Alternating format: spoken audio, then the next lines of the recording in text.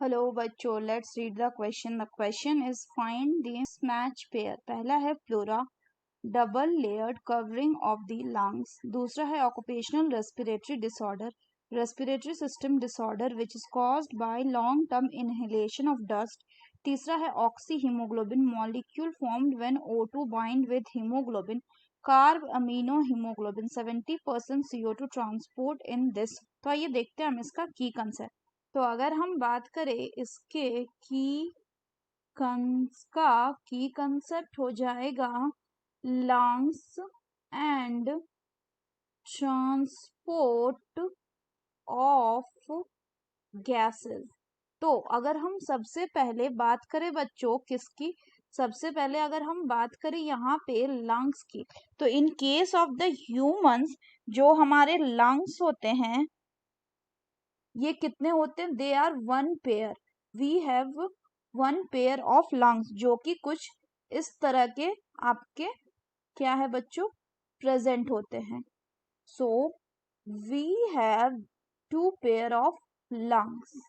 और ये जो लंग्स होते हैं इन ये कैसे कवर्ड होते हैं? ये आपके डबल मेम्ब्रेन कवरिंग से इस तरह से कवर्ड होते हैं, डबल मेम्ब्रेन कवरिंग. और इसको क्या कहा जाता है? This is called as the pleural membrane. Pleural membrane ये क्या हो गया? ये हो गया आपका लंग्स वन पेयर. यहाँ पर भी सिमिलरली ये क्या होगा? इस तरह से दूसरे मेम्ब्रेन से यानी डबल मेम्ब्रेन से it will be remain covered.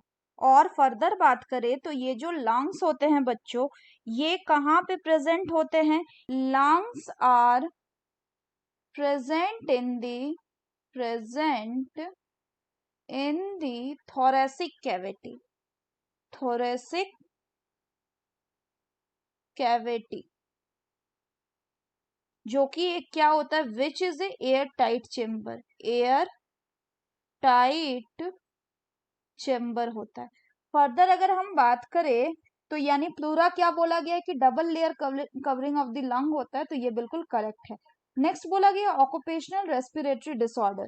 तो अगर हम बात करें बच्चों यहाँ पे occupational respiratory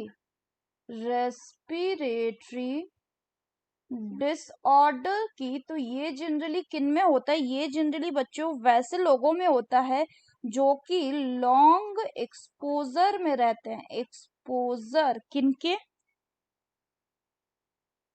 of the body, long exposure of the body to the dust. जैसे कि जो वर्कर्स होते हैं किसमें? वर्कर्स जो इन्वॉल्व होते हैं in grinding and stone breaking industry में. स्टोन ब्रेकिंग इंडस्ट्री वर्कर में. तो इनमें हमें क्या देखने को मिलता है? इनमें हमें इन्फ्लामेशन देखने को मिलता है which will lead to fibrosis. Next है आपका ऑक्सी हीमोग्लोबिन. तो अगर हम बात करें बच्चों किसकी, अगर हम बात करें ऑक्सी हीमोग्लोबिन की, तो ये जो ऑक्सी हीमोग्लोबिन है ये कब बनता है? ये बनता है जब आपका हीमोग्लोबिन मॉलिक्यूल जो है, हीमोग्लोबिन मॉलिक्यूल जो है ये क्या होता है? ये बाइंड करेगा किसको? It will bind the O2. या हम बोल सकते हैं कि O2 will bind the haemoglobin molecule to form the oxyhaemoglobin. तो जनरली क्या होता है कि वन हीमोग्लोबिन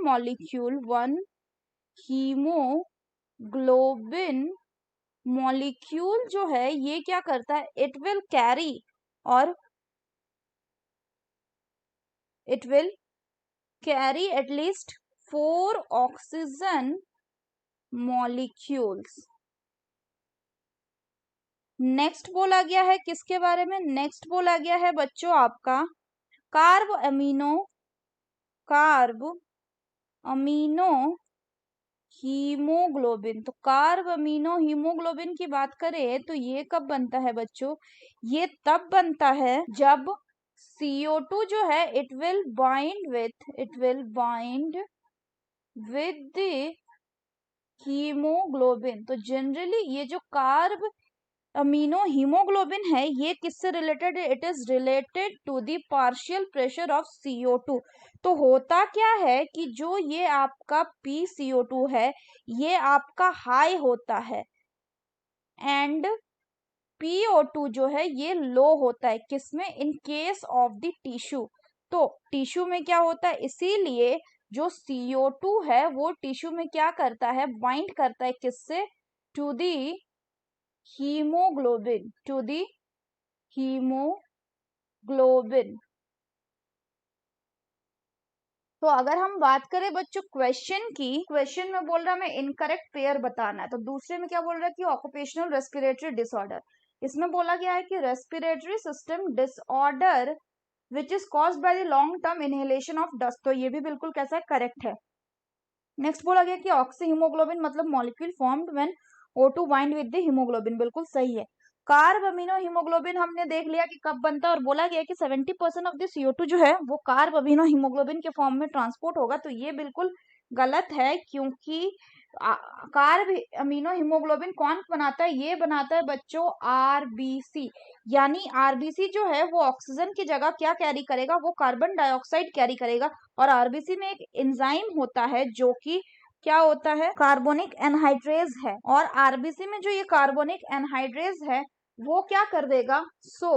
अगर हम इसको देखें तो ये जो आपका मान लीजिए CO2 है, ये H2O को प्रेजेंस में एक रिवर्सिबल रिएक्शन करेगा, जिसमें जो एंजाइम होगा वो होगा आपका कार्बोनिक एनहाइड्रेज, RBC का एंजाइम, और ये बना देगा क्या? H2CO3।